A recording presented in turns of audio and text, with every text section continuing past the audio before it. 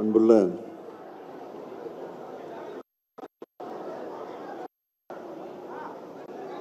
நம்முடைய அருமை சகோதரர் முன்னாள் சட்டமன்ற உறுப்பினர் பனையூர் பாபு அவர்களும் அவரோடு சேர்ந்து வருகை தந்திருக்கக்கூடிய நீங்களும் தாய் கழகமாம் திராவிட முன்னேற்ற கழகத்தில் இணைத்துக் கொள்ளக்கூடிய ஒரு சிறப்பான நிகழ்ச்சியில் கலந்து கொண்டு வரவேற்புரை ஆற்றியிருக்கக்கூடிய காஞ்சிபுரம் தெற்கு மாவட்ட கழகத்தினுடைய செயலாளர் முன்னாள் சட்டமன்ற உறுப்பினர் சுந்தர் அவர்களே,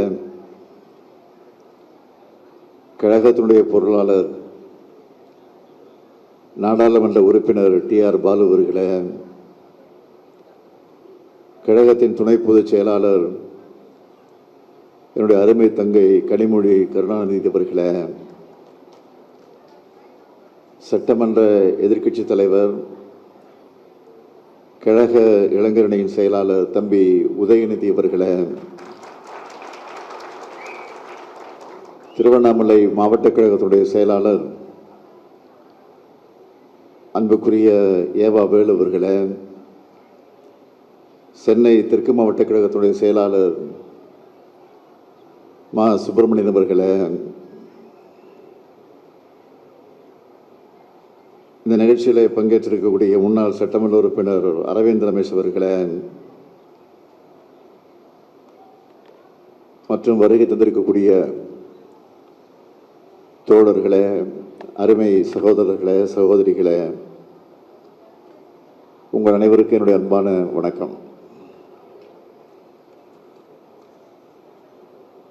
செய்யூர் சட்டமன்றத்துடைய முன்னாள் உறுப்பினர்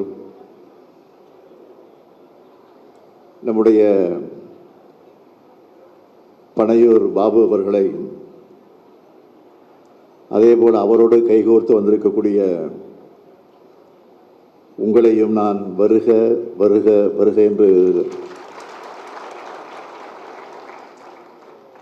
திராவிட முன்னேற்ற கழகத்தின் சார்பில், தலைமை கழகத்தின் சார்பில், மாவட்ட கழகத்தின் சார்பில் நம்முடைய சுந்தர் அவர்கள் ஏற்கனவே வரவேற்றிருந்தாலும் தலைவர் என்ற முறையில் நான் தலைமை கழகத்தின் சார்பில் உங்கள் அத்தனை பேரை நான் வருக வருக என்று நான் வரவேற்க கடமைப்பட்டிருக்கிறேன். லட்சக்கணக்கான கழக உடன்பிறப்புகளில் ஒருவராக உங்களை இணைச்சிக்க வந்திருக்கக்கூடிய உங்கள் எல்லோரையும் இந்த இயக்கத்துடைய முதன்மை தொண்டனாக மிகுந்த மகிழ்ச்சியோடு வாஞ்சையோடு வருக வருக என்று நான் வரவேற்கிறேன். பனையூர் பாபு அவர்களை பற்றி நான் இங்கே குறிப்பிட்டு சொல்ல வேண்டும் என்று சொன்னால், கடந்த 5 வருஷமா நான் சட்டமன்றத்தில் அவரை தொடர்ந்து கூர்ந்து கவனித்ததுண்டு. சட்டமன்றத்துக்கு வருகிற போது அமைதியாக வருவார், அமைதியாக போவார். ஆனால் அதே சமயம் சட்டமன்றத்தில் எழுந்து பேசுகிற போது ஆக்கபூர்வமான கருத்துக்களை,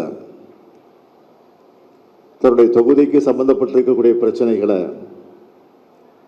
அங்கே வலியுறுத்தி பேசக்கூடியவர். ஒரு கொள்கைவாதியாக, ஒரு லட்சியவாதியாக, ஒரு போராளியாக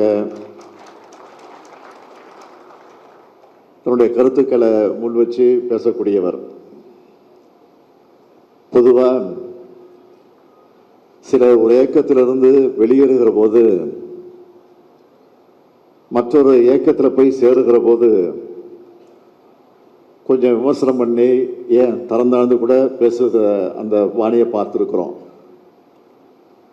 ஆனால் நம்முடைய பனையூர் பாபு அவர்கள் அப்படி அல்ல. அரசியல் மாறுபாடுகளையும் வேறுபாடுகளையும் அடக்கத்தோடு சுட்டிக்காட்டி ஏற்கனவே ஒரு அறிக்கையாக வெளியிட்ட அந்த செய்தியை நீங்கள் படிச்சிருப்பீங்க, நானும் படித்தேன். அப்படி வெளியிட்ட அந்த செய்தியில் யாரையும் புண்படக்கூடிய வகையில் எந்த வார்த்தையும் இல்லை. அமைதியாக, அழகாக, அடக்கமாக அவர் கையாளக்கூடிய அந்த விதம் இப்போ கூட நீங்கள் பேசும்போது பார்த்துருக்கலாம். யாரையாவது விமர்சனம் பண்ணி பேசினாரா? இல்லை. எதற்காக இந்த இயக்கத்தில் சேர்ந்திருக்கிறோம் அதைத்தான் அவர் இங்கே வலியுறுத்தி வற்புறுத்தி அழகாக எடுத்து சொல்லி அவர் பேசியிருக்கிறார். கொண்ட கொள்கைக்காக உறுதியோடு உழைக்கக்கூடிய ஒரு செயல் வீரர் தான் நம்முடைய பனையூர் பாபு அவர்கள்.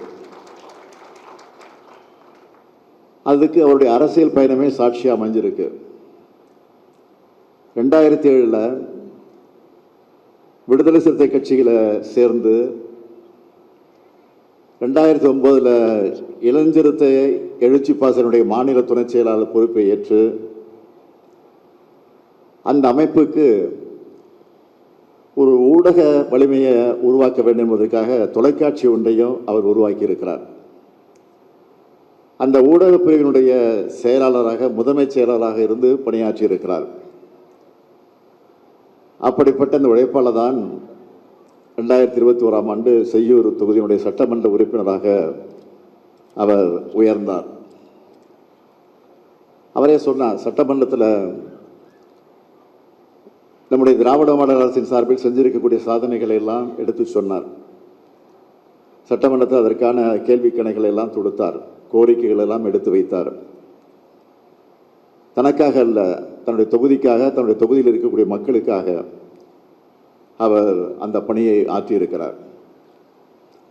அது மட்டுமல்ல, அவரே குறிப்பிட்டார், ஒட்டுமொத்தமாக ஆதிதிராவிட மக்களுடைய நலனுக்காக கோரிக்கைகள் எல்லாம் அங்கே வச்சோம். என்னுடைய சார்பில் மட்டுமல்ல, என்னுடைய இயக்கத்தின் சார்பில் கூட நாங்கள் கோரிக்கைகள் வச்சோம். அதையெல்லாம் அவர் ஏற்றுக்கொண்டு அதை நிறைவேற்றி தந்திருக்கிறார் என்பதை பட்டியலிட்டு அவர் குறிப்பிட்டு சொன்னார். பரமக்குடியில் சாதி எதிர்ப்பு சுயமரியாதை போராளி இமானுவேல் சேகரன் அவர்களுக்கு மணிமண்டபம் அமைச்சது திராவிட மாடல் அரசு தான். அதேபோல் ஆதிதிராவிடர் பிள்ளைகளுடைய பெயர்களில் சாதி பெயர்கள் இருக்கக்கூடாது, அந்த அடையாளங்களை நீக்க வேண்டும் என்று சொல்லி அதையும் சட்டமாக்கி தந்தோம். அதேபோல் தாத்தா ரெட்டமலை சீனிவாசனுக்கு மணிமண்டபம் அதுவும் அமைச்சு தந்தோம்.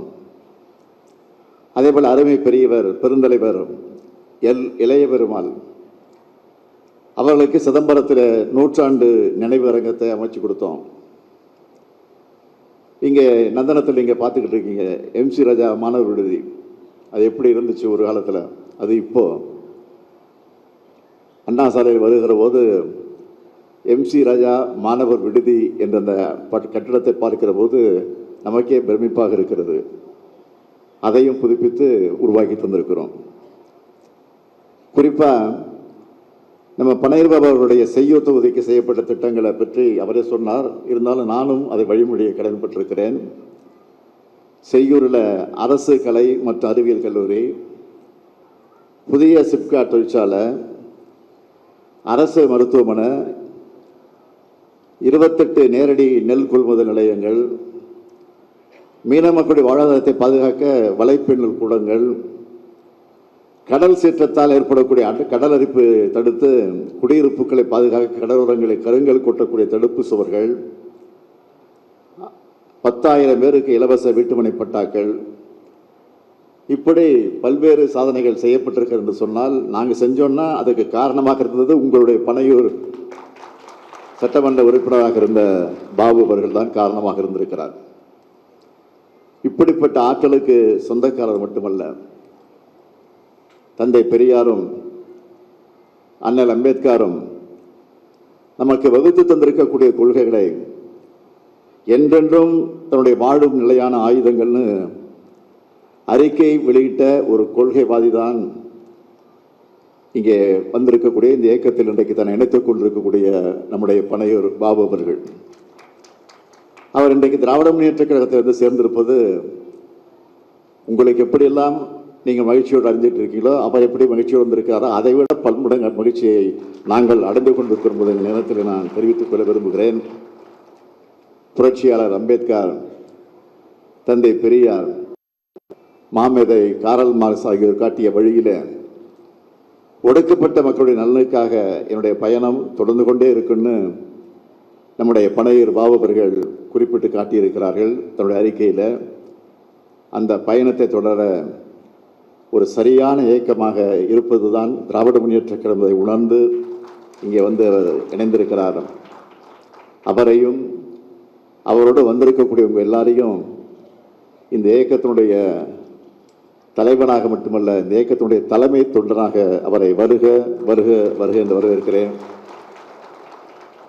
திமுக பொறுத்த வரைக்கும் எதிர்கட்சியாக இருக்கும்போது தான் வேலை அதிகமாக இருக்கும். அப்படிப்பட்ட நேரத்தில் உழைப்பு தயாராக நாங்கள் உங்களுக்கு துணை நிற்கிறோம் என்று நமக்கு இன்றைக்கு துணையாக வந்து சேர்ந்திருக்கக்கூடிய பாபு அவர்களையும் உங்களையும் நான் மீண்டும் வருக வருக என்று வரவேற்கிறேன். நீங்கள் ஏற்கனவே இருந்த இயக்கம், அந்த இயக்கத்தை பற்றி விமர்சனம் செய்யலாம் அவசியமே இல்லை, செய்யவும் கூடாது, விமர்சித்து பேசவும் கூடாது, தேவையில்லை. என்னன்னா அண்ணா அவர்கள் மாற்றான் தோட்டத்து மல்லிகை மனம் இருக்கும் என்று தான் சொல்லியிருக்கிறார் தவிர யாரையும் குறைத்து மதிப்பிட்டு பேச வேண்டிய அவசியம் இல்லை. அதைத்தான் இங்கே நம்முடைய பாபு அவர்கள் எடுத்து காட்டியிருக்கிறார்கள். ஏதாவது ஒரு வார்த்தை விமர்சித்து பேசினாரா இல்லை, குறைச்சிட்டு பேசினாரா இல்லை, அதுதான் பாபு, அதுதான் பனையூர் பாபு. ஆகவே அப்படிப்பட்ட பாபு அவர்கள் இன்றைக்கு தன்னை இணைத்துக் கொண்டிருக்கிறார். நான் அவரை மீண்டும் மீண்டும் வருக வருக வருக என்று வரவேற்கிறேன். நிச்சயமாக இன்றைக்கு நாட்டிலே நடந்து கொண்டிருக்கக்கூடிய ஒரு ஆட்சி எப்படிப்பட்ட ஆட்சி என்பதை பற்றியெல்லாம் நான் அதையும் சொல்ல வேண்டிய அவசியம் இல்லை. ஏற்கனவே இந்த ஆட்சி பொறுப்பேற்ற நேரத்தில் நான் சொன்னேன், 6 மாதத்துக்கு இதை பற்றி நான் பேச போகிறதில்லை. ஆனால் 6 மாதத்துக்கு முன்னாடியே பேச வேண்டிய ஒரு சூழ்நிலை வந்து விடுமோ என்று அச்சம்தான் இன்றைக்கு இருந்து கொண்டிருக்கிறது, வந்து விட்டது. அதை பலர் பேசிக் கொண்டிருக்கிறார்கள். இந்த விமர்சனங்கள்லாம் வந்து கொண்டிருக்கிறது.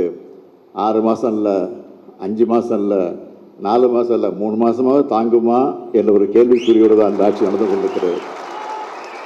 இந்த நிலையில் தான் இன்றைக்கு நீங்களும் வந்து இயக்கத்தில் தங்களை இணைத்துக் கொண்டிருக்கிறீர்கள்.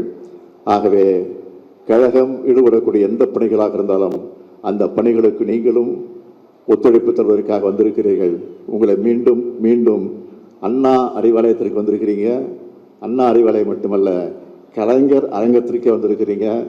ஆக அப்படிப்பட்ட சூழ்நிலையிலே உங்களை எல்லாம் மீண்டும் மீண்டும் வருக வருக வருக வருக என்று வரவேற்று விடைபெறுகிறேன். நன்றி, வணக்கம்.